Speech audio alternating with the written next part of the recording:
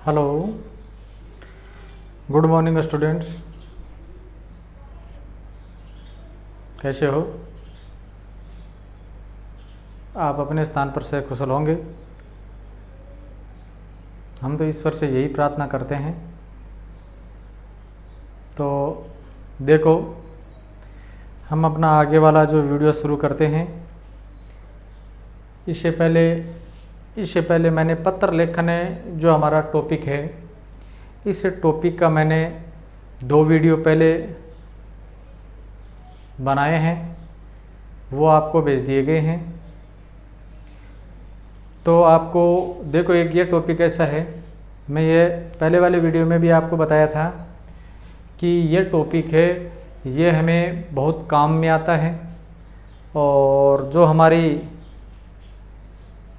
जो 6 से लेकर 12th 10वीं 12वीं तक की जो क्लास है, उनमें सब में अपना यह टॉपिक चलता है।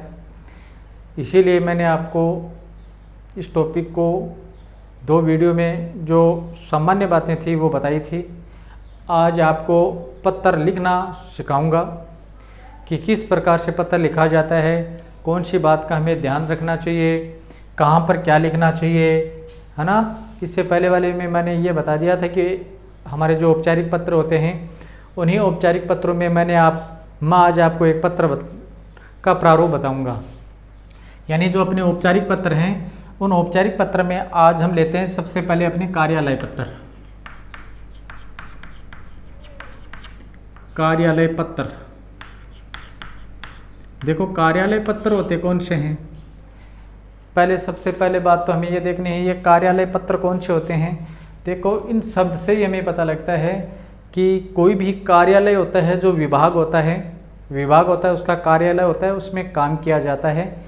वहाँ बहुत सारे कर्मचारीगण हैं, यानी वो सब क्या करते हैं, वहाँ काम करते हैं। तो कार्यालय पत्र में अपने जो औपचारिक पत्र होते हैं, वो औपचारिक पत्र हैं, वो कार्यालय पत्र में आते हैं। अब कार्यालय पत्र का अर्थ यही है कि मान लो एक आदमी पत्र लिखने वाला है, अगर जो भी पत्र लिखेगा तो वो कार्यालय में जाएगा। ठीक है। तो एक तो ये तो हो गया, जैसे मान लो कोई सामान्य व्यक्ति, सामान्य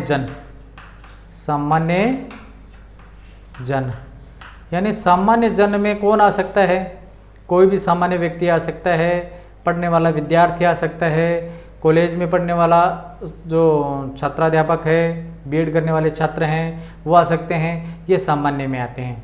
तो अगर ये पत्र जब लिखेंगे किस में, किसी कार्यालय में, किस में लिखेंगे, किसी कार्यालय में। बात समझ में आई। अब ये पत्र लिखेंगे, ये कार्यालय में जाएगा। अब समझने का है आपको, थोड़ा सा समझना कि जैसे मान लो मैं हूँ या आप हो, जैसे मान लो छात्र हैं, छात्र कोई भी मान लो अपने विद्यालय में पढ़ते हैं, कॉलेज में पढ़ते हैं, तो वो क्या करते हैं, जब वो पत्र लिखेंगे तो जो लिखने वाला है उसका हमें ये ध्यान करना है कि लिखने वाला किसी पद पर है या नहीं है। अगर मान लो लिखने वाला अगर कोई भी पद पर है, जैसे मान लो एक कार्यालय से यहाँ से कोई भी मान लो बाबू है जो कलरक है, एक बाबू है जो कलरक है, वो क्या करता है, मान लो एक पत्र लिखता है एक कार्यालय से और वो दूसरे कार्यालय में भेजता है। ठीक है। ये बाबू है जो ये अगर दूसरे कार्यालय में पत्र भेजता है, एक कार्यालय से दूसरे कार्यालय में जब पत्र जाता है, उसमें तो क्या आता है, पत्रांक। उसमें क्या आता है, पत्रांक। यह बच्चों में, यानी ये सब में बहुत बड़ी समस्या रहती है कि पत्रांक कौन से पत्र में आता है और कौन से में नहीं आता। यानी पत्रांक आएगा, एक कार्यालय का कोई भी कर्मचारी है जो पदासीन है, वो अगर किसी भी कार्यालय में अपने अधिकारीगण को, किसी बड़े छोटे किसी को भी अगर पत्र लिखता है, तो उस पत्र में पत्रांक आता है। इस बात का ध्यान रखना है। यानी एक कार्यालय से दूसरे कार्यालय में जो पत्र जाता है, वो उसमें पत्रांक आता। अब ये पत्रांक क्या होता है, पत्रांक होता है पत्र का क्रमांक, पत्र का क्रमांक। पत्रांक क्या होता है, पत्र का क्रमांक। अब ये क्यों लिखना पड़ता है? देखो, हमारे जितने भी विभाग के जो कार्यालय हैं उसमें जो भी पत्र लिखा जाता है उस पत्र की हमें डिटेल लिखनी पड़ती है, और जो डिटेल लिखी जाती है यानी एक विवरणिका होती है, एक बड़ा सा रजिस्टर बोलते हैं जिसको। उस विवरणिका में क्या प्रकट किया जाता है, कोई भी व्यक्ति, जैसे मान लो आज एक बाबू कार्यालय में है, अगर मान लो उसका स्थानांतरण हो गया, वह दूसरे में चला गया, तो दूसरा जो नया आएगा उसको तो पता ही नहीं रहेगा कि इस विभाग यानी इस कार्यालय में ये कार्य हुआ कि नहीं हुआ, कौन कौन से कार्य हो गए थे। तो वो उनकी डिटेल कहाँ से प्राप्त करता है? जो एक विवरणिका होती है कार्यालय में, और उस कार्यालय में जो विवरणिका होती है उसको वो जांच करता है, तब उसमें उन्हें पता लग जाता है कि कौन से विषय से संबंधित पत्र कौन कौन से कार्यालय में भेजे गए हैं या नहीं भेजे गए। अब मेरा कहने का अर्थ है कि जैसे मान लो शिक्षा विभाग से संबंधित है, जो शिक्षा विभाग से संबंधित है तो वो शिक्षा विभाग के जो कार्यालय हैं उसमें जाएंगे आएंगे, या कोई दूसरे प्रशासनिक कार्यालय से संबंधित है तो वहाँ पर से भी पत्र जाएंगे आएंगे, यानी वो सब विभागों में चलेंगे। अब एक देखो, हमारे जो गांव होता है, गांव में भी एक कार्यालय होता है जिसको हम पंचायत समिति बोलते हैं, उसका एक भवन होता है, उसमें कार्यालय होता है, उसमें भी अपने जो ग्राम सेवक हैं, है ना, पटवारी हैं, और गांव का जो सचिव है और जो सरपंच है, यानी वो लोग हैं, क्योंकि वो भी क्या करते हैं, उस कार्यालय से पत्रों का आदान प्रदान यानी पत्र एक जगह से दूसरे स्थान पर भेजने का कार्य किया जाता है। उसमें भी क्या आता है, पत्रांक आता है। अब आपको ये देखना है कि पत्रांक आता किस में नहीं है। मैं इस बात को बहुत सारे बच्चों को बहुत अच्छी तरह से समझाने की कोशिश करता हूँ, और वो इसी में कन्फ्यूज भी रहते हैं कि पत्रांक कौन से में आता है। जैसे मान लो एक 12वीं कक्षा का छात्र है, या 12वीं या 10वीं कक्षा का छात्र है, और वो छात्र मान लो एक विद्यालय में पढ़ता है, छोटा सा उदाहरण से समझ लो, वो विद्यालय में पढ़ता है, और विद्यालय में जब पढ़ता है उनकी पारिवारिक स्थिति है वो बहुत गरीब है, और उनके जो माता पिता हैं वो अपना शैक्षिक शिक्षण शुल्क है यानी जो पढ़ाई की जो फीस है वो उसका पिता इतना गरीब है कि वो चुकता नहीं कर पा रहा है, और जो छात्र है वो विद्यालय में पढ़ता है। तब अगर मान लो वही विद्यार्थी एक अपने प्रधानाचार्य को, यानी ये छात्र है वो एक अपने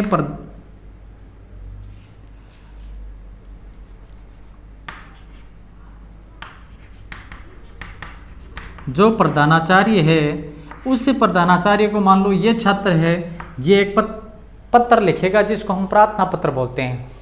उसको हम क्या बोलते हैं, प्रार्थना पत्र। अब ये प्रार्थना पत्र है, ये प्रार्थना पत्र कौन सा होता है, ये भी देखो, ये प्रार्थना पत्र बोलते हैं हम इसको, प्रार्थना पत्र है, परंतु ये भी एक पत्र है, ठीक है, जबकि ये औपचारिक पत्र में आता है। अब ये बच्चा क्या लिखेगा, प्रार्थना पत्र लिखेगा। प्रार्थना पत्र का विषय क्या होगा, प्रार्थना पत्र का विषय होगा शैक्षिक शिक्षण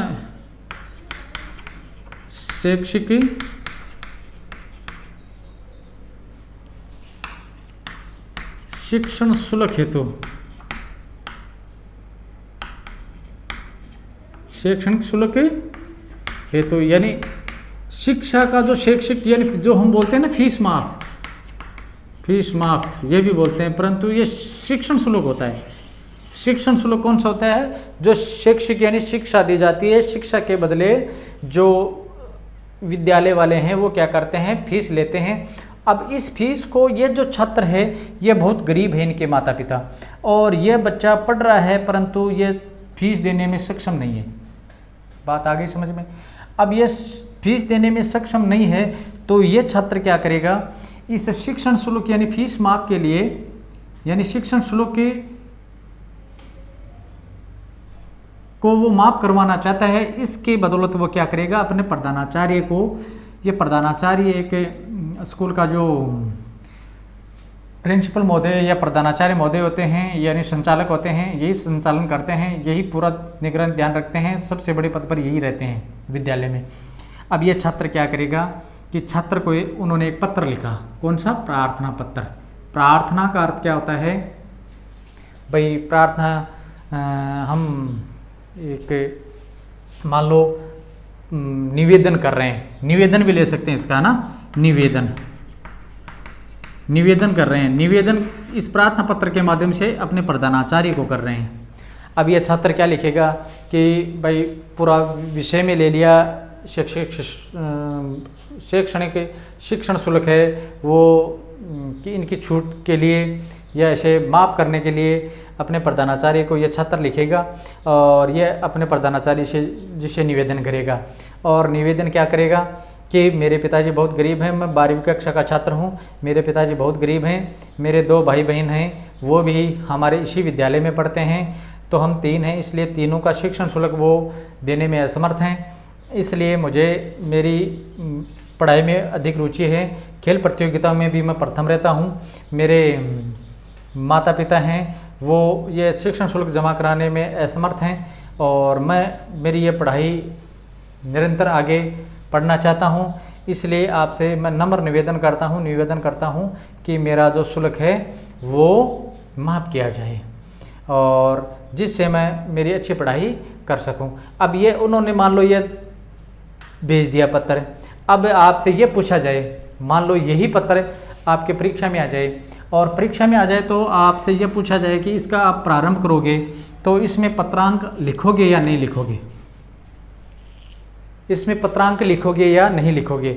इसमें पत्रांक आप बताओ अब कि इसमें पत्रांक लिखोगे, क्योंकि ये छात्र है, छात्र कोई कर्मचारी नहीं है, यानी कोई भी किसी कार्यालय में पद पर आसीन नहीं है, पद पर है नहीं वो।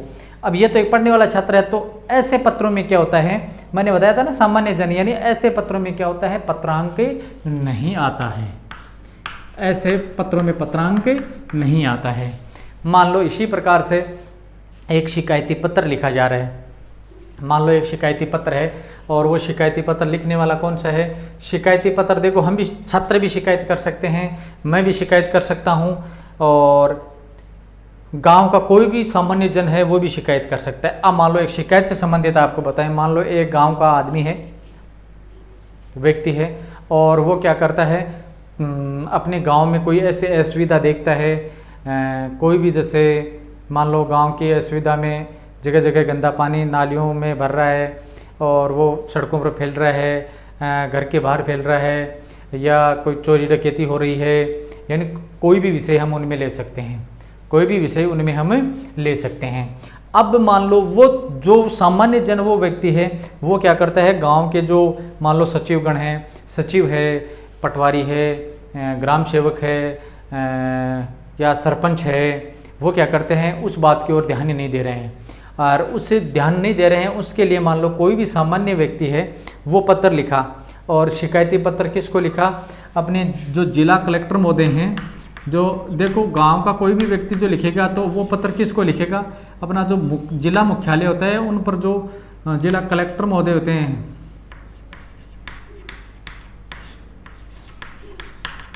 यानी उनको लिखेगा। और क्या लिखेगा, वो सामान्य जन एक शिकायती पत्र लिखेगा। अब देखो आपको कलेक्टर मिलेगा कई जगह, परंतु ये हिंदी में शुद्ध कलेक्टर ही होता है, लिखा ऐसे ही जाता है। अब वो क्या करेगा, मान लो ये सामान्य जन है, उन्होंने एक शिकायती पत्र लिख दिया जिला कलेक्टर महोदय को और उन्होंने जो गांव की जो भी समस्या थी, यानी जो भी समस्या थी उस समस्या को प्रकट करके पत्र भेज दिया। अब आपसे मैं ये पूछूं कि भाई इस पत्र में पत्रांक आएगा या नहीं आएगा, यानी पत्रांक आएगा या नहीं आएगा, क्योंकि ऐसे पत्र में पत्रांक नहीं आएगा। दो बात, इतनी बात समझ में आ गई। तो आएगा कौन से में आएगा, यही बताया, कोई भी कार्यालय से कोई भी पदासीन व्यक्ति है, चाहे छोटे पद पर हो चाहे बड़े पद पर, अगर वो कोई पत्र लिखकर दूसरे कार्यालय में पत्र भेजता है, ऐसे पत्रों में पत्रांक आता है और ऐसे पत्रों में पत्रांक नहीं आता है। ये सबसे मुख्य बात थी। अगर मान लो हम पत्र लिख रहे हैं, क्योंकि ये आपकी जो पढ़ाई से संबंध जो स्कूल में पढ़ते हो ना, जब आप स्कूल कॉलेज जब, अगर उसमें ये सबसे पहले बात नोट की जाती है कि ये पत्रांक, तो बच्चों को इस बात का पता ही नहीं होता कि ये पत्रांक कौन से में आता है कौन से में नहीं आता है। अब आपसे मैं ही पूछ लूँ, मान लो एक विद्यार्थी है, वो अपने प्रधानाचार्य को पत्र लिखेगा तो पत्रांक आएगा या नहीं आएगा, नहीं आएगा, क्योंकि वो कोई भी कार्य तो अपना करता है वो, परंतु किसी कार्यालय में पदासीन नहीं है, किसी भी पद पर नहीं है। हो गई बात।